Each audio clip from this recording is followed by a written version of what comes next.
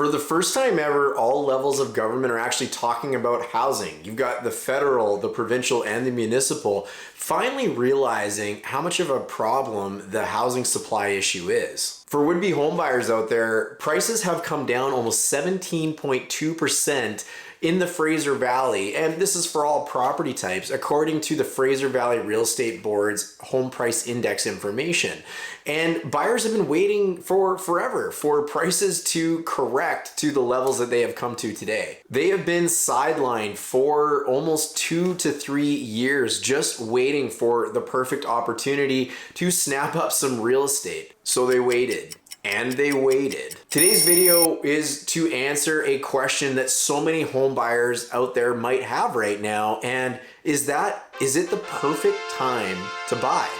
If you're curious about what's really going on out there, today's video is just for you because we're gonna talk all about mortgage rate forecasts. We're gonna jump into the inventory and what's going on with that, and we're also going to chat about the demand for homes in the Fraser Valley. So if you're a would-be home buyer, today's video is definitely for you. Let's get into it. What's good, everybody? It's Darin Germyn from the Germyn Group, where we know you've only got one chance to either buy or sell your next home, so we're here to help you get it right.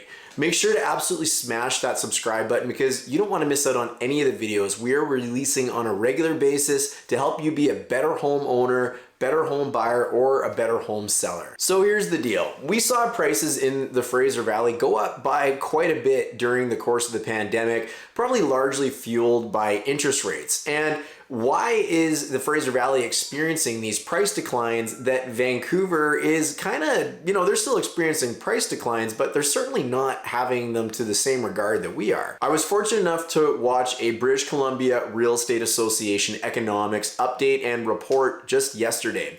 And what was interesting was the comment that was made by the economist from BCREA, and he suggested that traditionally prices in the Fraser Valley have usually been in and around the 25% difference mark from that of Vancouver.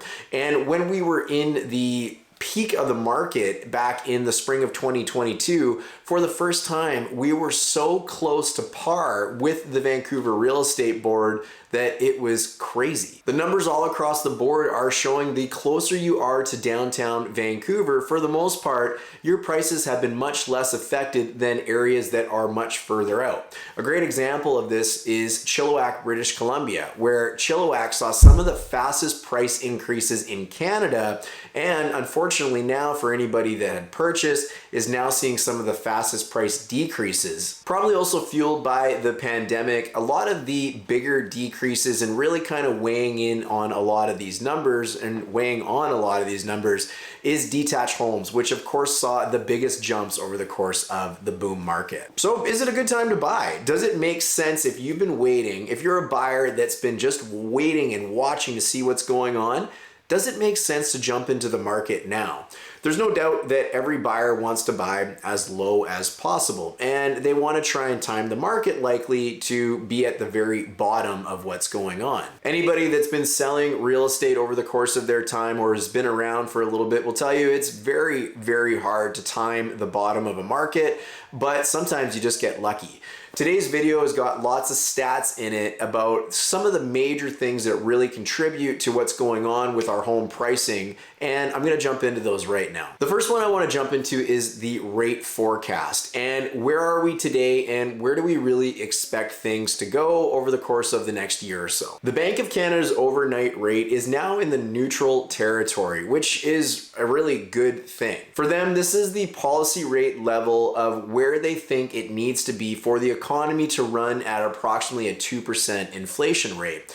You've been watching the news, so you know inflation has been pretty wild as of late and has also progressively been going down, largely due to the rate increases that we've seen in the last few months. So where does it really go from here? And the Bank of Canada's messaging is largely that it really depends on what inflation does. The rate hikes have certainly had an impact on the economy and definitely slowed down the home buying process. We've even seen inflation soften over the course of the last few months, which is positive that we will get back to that 2% mark. BC REA Economics Department forecasts that we will start to see mortgage rate decreases start to happen somewhere in the second or third quarter of 2023. The Bank of Canada likely isn't done upping their interest rates just quite yet, but we're probably close to the end of that as well, as long as inflation keeps trending the way it's been trending. So that's what's going on with mortgage rates. If you're a home buyer out there, who knows where they're going to be in 3 to 5 years from now, because again, we're at a neutral level, not a stimulatory or a level that is meant to slow the economy. I don't know that I would plan on seeing rates back in the 2 and 3% mark, so we might just be where it normally should be. When it comes to the rate forecast, does it make sense for a buyer right now?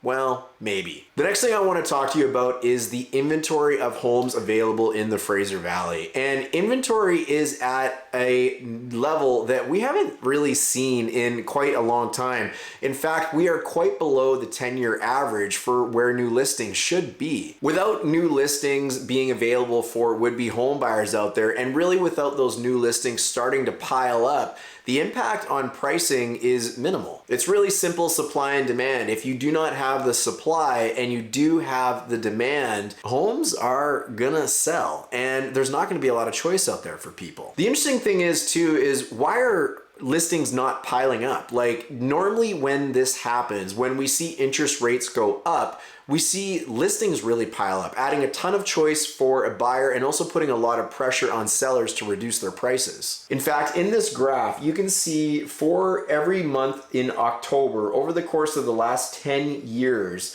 we finished the month of October in 2022, again, below the 10-year average for new listings that are available. When you factor in what the interest rates are doing, I want you to notice that there is an inverse reaction, which means when the interest rate is low, the listings tend to go higher. When the interest rate gets higher, the listings tend to pile up. But check out 2021 and into 2022.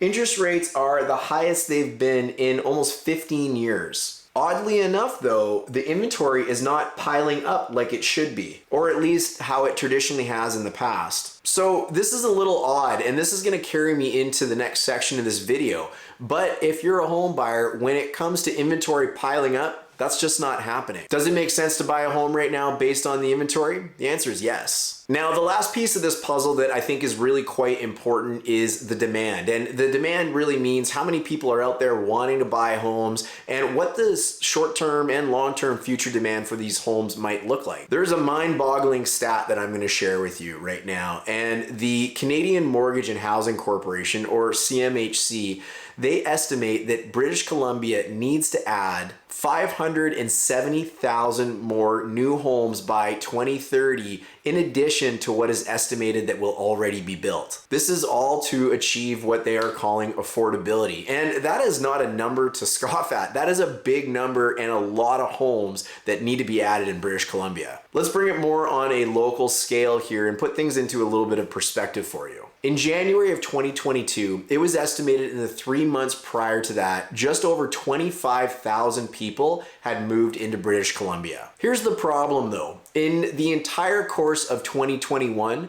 over 53,000 homes were built in BC.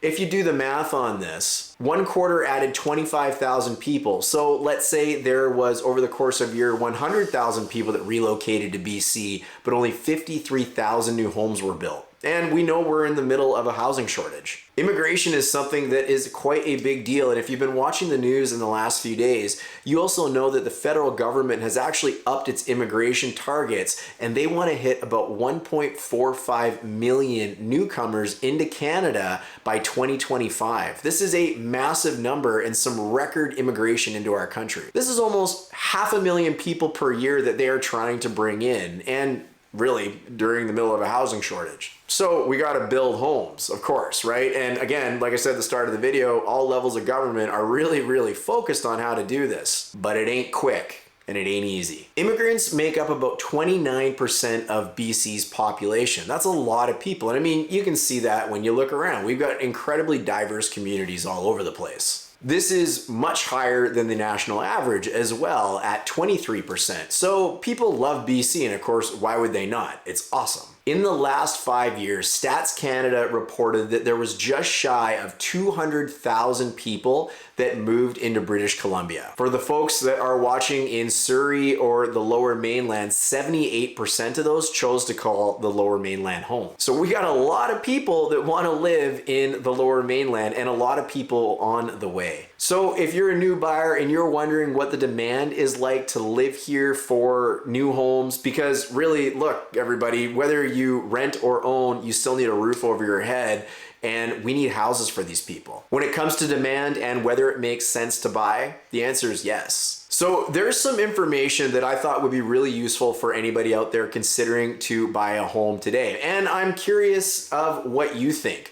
Do you think we're at the bottom of the real estate market? Do you think you can successfully time the real estate market? And do you think long-term it's a good decision to get into the market if you're someone looking to buy a home? Leave your comment below. And while you are looking around down there, don't forget there is a link directly to my calendar. So if you are someone that's looking to either buy or sell a home, you can easily book a time to speak directly with me, and we'll give you all the information you need to be successful in whatever your individual endeavor is. Hey, look, everybody, I want to thank you for watching. I want to thank you for subscribing, and I want to thank you for your comments. I appreciate you all, and I'll definitely look forward to seeing you on the next video. I hope this one was useful for you. Chat with you soon. Take care.